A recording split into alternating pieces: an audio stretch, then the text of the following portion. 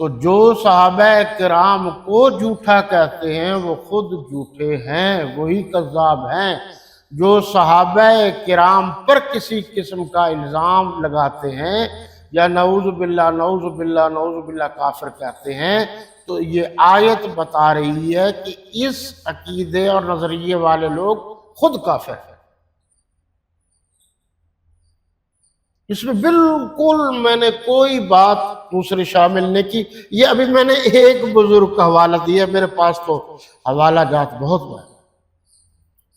اب ذرا غور فرمائیے کہ حضرت عثمان غنی رضی اللہ تعالی عنہ حضور صلی اللہ علیہ وسلم کے دوہرے داماد۔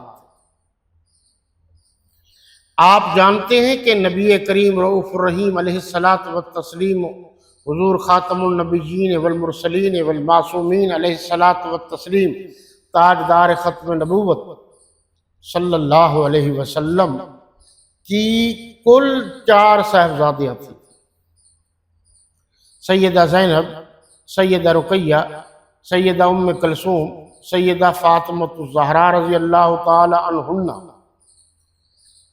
جو اللہ کے نبی صلی اللہ علیہ وسلم کے رسالت پناہ صلی اللہ علیہ وسلم کے بڑے داماد تھے۔ ان کا نام سیدنا ابو العاص ربیع اموی تھا۔ ان کے گھر میں حضور کی بڑی بیٹی سیدہ زینب تھی۔ سیدہ زینب کا ایک بیٹا تھا جس کا نام علی تھا۔ علی حضور کا نواسہ تھا۔ ایک حضور صلی اللہ علیہ وسلم کے داماد تھے، علی ایک نواسہ ہے، اور یہ سیدہ امامہ ان کی بیٹی تھی، حضور کی بڑی نواسی تھی۔ یہ وہ سیدہ امامہ ہے جو بارہا حضور صلی اللہ علیہ وسلم کے کندھوں میں اور گود میں بھی کھیلی، اور آپ نے ان کو ہار پہنایا۔ وقت نہیں ہے تفصیلات کا۔ اور یہ وہ سیدہ امامہ ہیں جب حضرت بی بی فاطمۃ الزہرا رضی اللہ تعالی عنہا اس دنیا سے جانے لگیں تو انہوں نے حضرت علی کرم اللہ وجہہ کے چہرے کو مرجھایا ہوا دیکھا، تو فرمایا میرے سرتاج گھبرا کیوں رہے ہو؟ فرمایا آپ جیسی خدمت گزار بیوی پھر مجھے کہاں ملے؟ تو سیدہ نے فرمایا میری بھانجی امامہ ہیں، میرے بعد ان سے نکاح کر لینا۔ حضرت علی کرم اللہ وجہہ نے ان سے نکاح کیا، کل 9 بیویاں حضرت علی کرم اللہ، 5ویں نمبر پر وہ ہیں، ان سے نکاح ہوا اور 2 بیٹے ہوئے۔ یہ جو حضور کی بیٹی ہیں ان میں سب سے پہلی یعنی سیدہ زینب کے بعد سیدہ رقیہ کا نکاح ہوا حضرت عثمان غنی رضی اللہ تعالیٰ عنہ سے، اور آپ کے علم میں ہونا چاہیے کہ سیدہ رقیہ 2 ہجری میں اس دنیا سے تشریف لے گئی، پھر سیدہ زینب 8 ہجری میں، پھر سیدہ ام کلثوم 9 ہجری میں، پھر سیدہ فاطمۃ الزہرا 11 ہجری میں۔ یہ تھوڑا سا آپ کو یاد ہو تو جو لوگ دھوکہ دیتے ہیں آپ ان کے دھوکے سے بچ جائیں گے جب آپ کو صحیح پتہ ہوگا کہ ان کی فوتیدگی کب ہے۔ اب میں اگر مثالیں دینے لگوں تو بہت وقت ہو جائے گا، اس لیے میں بالکل شارٹ کر رہا ہوں۔ سیدہ رقیہ رضی اللہ تعالی حضور صلی اللہ علیہ وسلم کی بیٹی تھی، حضرت عثمان غنی رضی اللہ تعالیٰ عنہ کی گھر والی تھی۔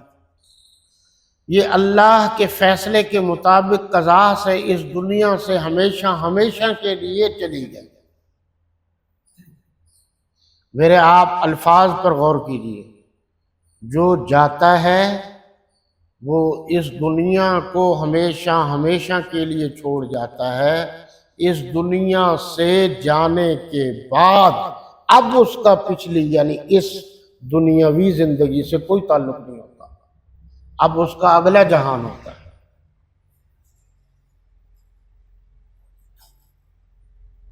بہت بڑی بات میں کرتا ہوں لیکن میں کرتا اپنے انداز اور سٹائل میں ہوں۔ سیدہ اس دنیا سے تشریف لے گئی اللہ کے نبی صلی اللہ علیہ وسلم حضرت عثمان غنی رضی اللہ عنہ سے بڑے خوش تھے۔ حضرت عثمان غنی رضی اللہ تعالیٰ عنہ جو امام مظلوم تھے، جو مظلوم مدینہ تھے،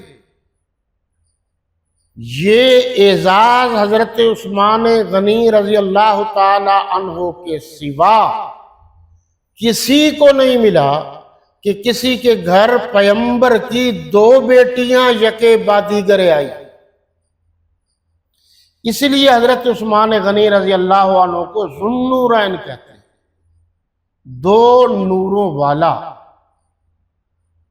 اور بیٹی کو نور العین بھی کہتے ہیں، آنکھوں کی آنکھ کی ٹھنڈک۔ تو میرے نبی کی دو نور العین حضرت عثمان غنی رضی اللہ تعالی عنہ کے یکے بعد دیگرے شرعی اصولوں کے مطابق آئیں، اس لیے آپ کو ذو النورین کہا جاتا ہے۔ حضرت عثمان غنی رضی اللہ عنہ کو ذو النورین اس لیے بھی کہتے ہیں کہ آپ کو یہ اعزاز حاصل ہے کہ آپ میرے نبی کے داماد تھے دوہرے، نور ایک وہ ہوا، اور ایک آپ جامع القرآن تھے، کاتب قرآن تھے، ناشر القرآن تھے، قرآن بھی نور، اور جس ہستی پر قرآن اترا وہ بھی نور، اس لیے بھی آپ کو دو نور ذو النورین کہتے ہیں۔ یہ لفظ نور سے ہمارے لوگ گھبرا جاتے ہیں، ایسی کوئی بات نہیں ہے۔ نور کے معنی روشنی کے ہیں۔ آپ جب تشریف لے آئے تو کائنات میں روشنی آ گئی۔ قرآن بھی قیامت تک ہے تو قرآن سے محبت کرنے والا روشنی حاصل کرتا ہے۔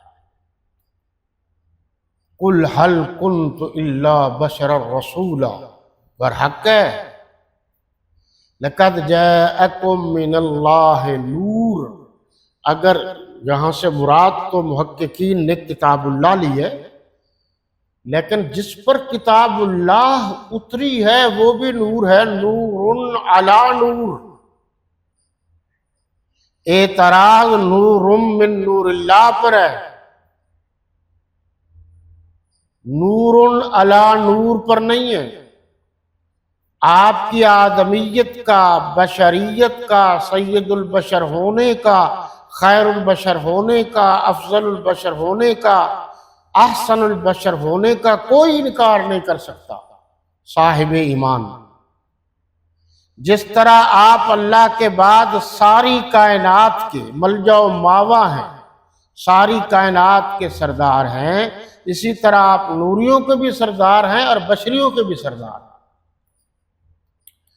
تو حضور صلی اللہ علیہ وسلم نے دونوں یعنی دوسری بیٹی، کبھی حضرت عثمان غنی سے حضور صلی اللہ علیہ وسلم کو رشتے ناطے کے حساب سے کوئی شکایت نہیں، وہ سسر تھے اور یہ داماد تھے، کوئی شکایت نہیں۔ یہاں تک کہ حضرت عثمان غنی رضی اللہ تعالی عنہ ایک پیالے میں آپ صلی اللہ علیہ وسلم کی پسند کے مطابق کھانا تیار کر کے بھجواتے تھے، اور آپ صلی اللہ علیہ وسلم بھی فرماتے تھے کچھ گھر میں ہے تو ان کی طرف بھی بھیج دیجیے۔ یہ دوسری جو بیوی تھی جس کا نام سیدہ ام کلثوم تھا اور حضور صلی اللہ علیہ وسلم کی بیٹی اور صاحبزادی تھی، ان سے ایک بیٹا ہوا جن کا نام عبداللہ تھا۔ محققین اور مورخین نے لکھا کیونکہ ہم تو صرف وہ رسمی کتابوں تک ہی رہ گئے نا، غور و خوض والا معاملہ تو ہم سے جاتا رہا۔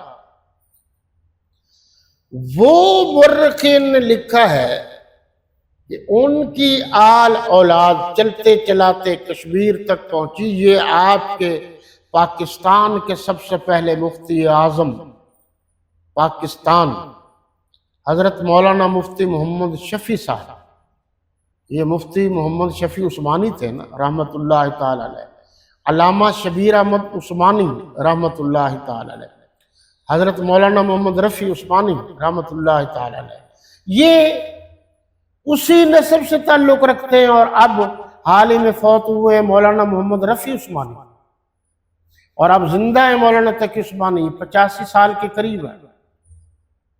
आप इनका शजरा नसब तो देखिए, सिलसिला नसब तो देखिए। आप हजरत शाह रुकन आलम रहमतुल्लाह ताला, इनका शजरा नसब तो देखिए। ये भी एक फरेब है कि हजरत उस्मान गनी रजी अल्लाह ताला अन्हु की हुजूर की औलाद से आगे कोई औलाद नहीं, सिलसिला चला है और अब तक चलता आ रहा है। अब इस पर भी मैंने जरह की थी, बहस की थी कि हजरत अली रजी अल्लाह ताला अन्हु उसूली तौर पर तो शजरा नसब मर्द से साबित होता है। अगर हुजूर की छोटी बेटी से आगे जो पैदा हुए वो सादात हैं, तो फिर हुजूर की ये भी तो बेटियां हैं। सैयदा ज़ैनब भी तो बेटी है, फिर ये सादात क्यों नहीं है? हमारे यहाँ इल्मी लिहाज से सादात कोई कौम नहीं है, वहां तो अशराफिया कहा जाता है। ये हमारे बर्रे सगीर में इनको कौम कहा जाता है।